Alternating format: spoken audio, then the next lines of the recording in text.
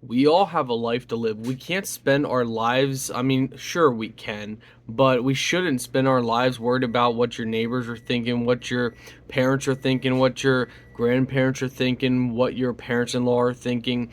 They need to live their lives. You need to live your life, and you need to take advantage of opportunities as they come. You need to always better yourself, work on bettering yourself.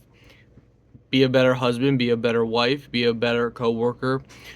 And always remember, never give in to the way of the world, because the way of the world is the way of the sheep. The way of the sheep is follow and you do as you're told. But here's the thing about that. If you live your life doing as you're told, one day you're going to wake up with regret saying, I should have done this or I should have done that. And here's the thing. Here's the thing. When you get to that point, there's no turning back. You can't say, well, my parents wanted me to go this route in life, and so I went that way. Or you can't say, well, my grandparents or my parents-in-law had this opinion about me, and they thought I should do this, or my coworkers or neighbors or someone, my friends said, do this, and I went that way, and it didn't work out for me. Because here's the thing. We all are raised in different generations. Not one way works for each generation. For example, my parents' generation, things that they do don't work. For example, in the world that we live, saving all your money and storing it away and don't doing a single thing until you get to 65 years old is not going to get you ahead. Because here's the thing. We have way more bills than my parents had. My parents had way more bills than their grandparents had. You can follow this all the way back into generation. There's things and stuff that comes up that's different. Pay increases, pay gaps, and all this stuff. So my point is, live your life according, in my opinion, according to Christ. Don't try and please other people, because in the end, all you have to do is focus on Christ.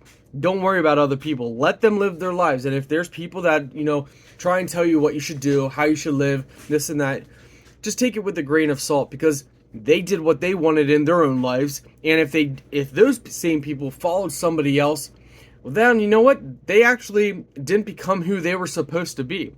Because if we follow other people, then we are giving away a part of us. We're giving away who we're supposed to be. Be you. And here's the most important thing. Never stop trying to be the best you possible, inside and out. And, good luck, my friends, because at the end of the day, stop caring about what other people say about you.